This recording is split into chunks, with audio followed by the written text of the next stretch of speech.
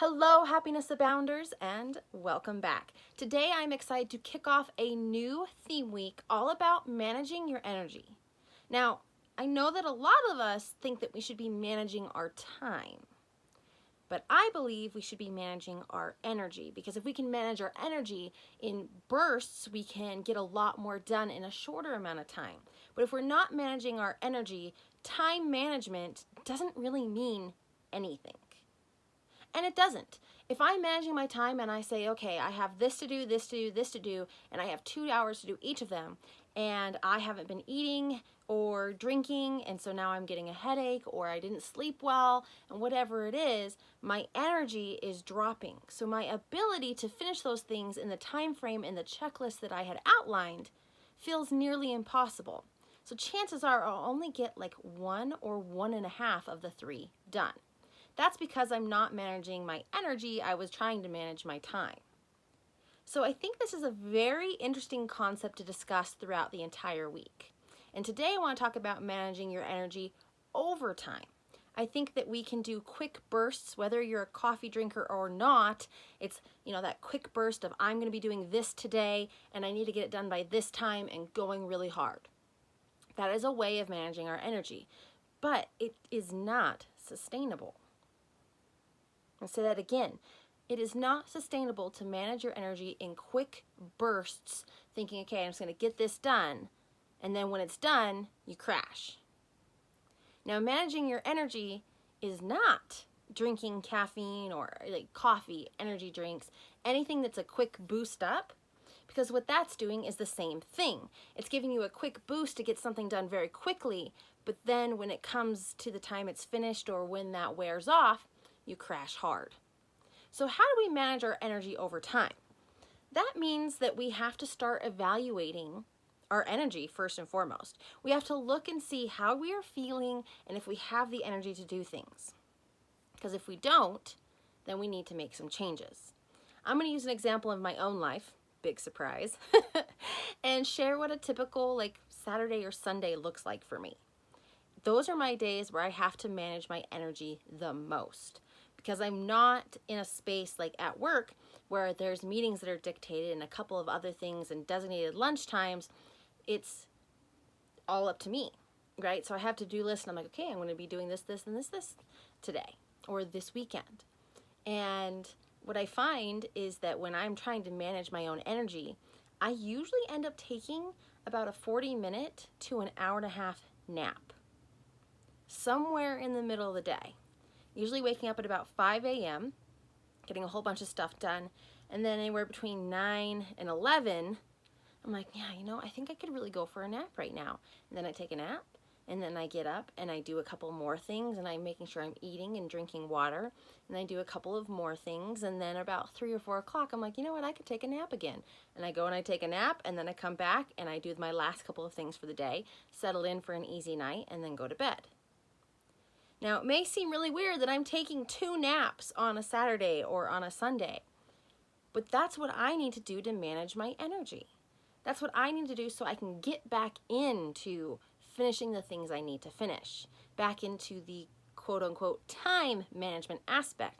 But if I am sleepy or I am feeling really slow and groggy, I haven't been eating so I'm hungry, I haven't been drinking water so I'm starting to get headaches because I'm dehydrated, none of that helps my productivity. And no matter how structured I am with my time, if I'm not managing my energy in those moments, it's going to be impossible for me to finish that time management and checklist aspect. Now, during the workday, this is a little hint, top 10 secret, I guess, of me. I also will take 15-minute breaks. I usually only take about one a day, if that. Depends on the week. But usually I'll take about 1 a day, and it'll be during lunchtime. And instead of taking a lunch, I will go and sit in my car for 15 minutes and take a quick 15-minute power nap. I wake up, I feel pretty refreshed, I feel like I'm able to get going with the rest of the day, and I get up out of my car, go back, eat my lunch at my desk, and get back into the workflow.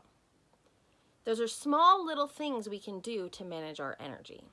But I think really to manage our energy, it's 3 key things: good sleep, taking a nap if you need it, if you can function that way. I function that way. My husband, if he takes a nap, it ruins his whole day. So it depends on for you, but make sure you're getting good sleep so you can manage your energy. Make sure you're eating foods that don't make you feel fuzzy, right? Foods that help you get more energy and feel sustainable energy. So not foods that make you feel fuzzy, and really not caffeines and things like that, because you'll go up and then you'll crash. Something that's more sustainable, even keel. And then the third is drinking water. I know the days that I do not drink as much water as I should, because by the end of the day, I am just fried mentally and energetically. I can't get anything done, and it's because I haven't been drinking water throughout the day. Now, these are the things that help me manage my energy, but I think they're a good foundational start for all of us when we start looking at our energy management. And again, I'm not saying that time management isn't a thing, but time management is completely negated if we do not have the energy to be able to go into the processes that it takes to manage our time and the things that we're managing our time for.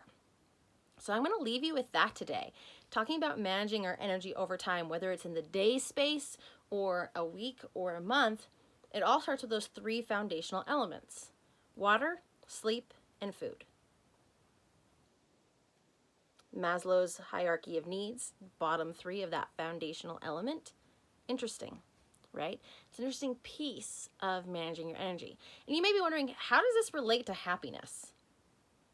Do you ever feel like when you get a lot of stuff done on your checklist, or you've just had a power day and you feel like a rock star because you finished everything you need to finish and you still have energy? Yeah. Can it make you feel a little bit happier? That is what this has to do with happiness. Being able to manage your energy so that you can get more done, so that you can feel more qualified and capable and confident in yourself, so that you can remember that you are capable of having happiness in your life. When you're not managing your energy and you have a task list of things to do and you keep on saying, it's the time management, I need to manage my time, I need to manage my time, there may be some components of that, right? Managing your time means not looking at your phone. It means using specific amounts of time to finish specific projects. I get that. But if you do not have the energy to go into those states of flow to finish those things, they'll never get done. And when we don't have things getting done, when we're not feeling like we're moving forward, when we're not feeling challenged, when we are stagnant, we tend to fall into further states of depression, anxiety, loneliness, sadness, etc., which are the opposite of happiness.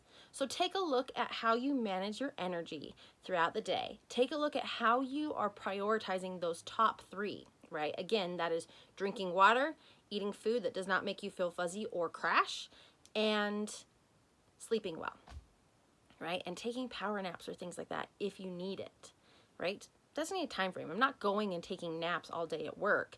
I'm taking 15 minutes in a designated break time so that I can come back fully fresh and ready to be rolling, right? So again, managing your energy over time can really correlate to your happiness because you're moving forward, you're not feeling stagnant because you have focused on those three foundational elements. So as we dive into the rest this week, I'm going to be talking about time management and energy management combined. I'm going to be talking about self-care and how that can be a big component of our energy management. Monitoring your inputs, of course, what's draining you, what is igniting you, and then also monitoring our thoughts as a form of energy management.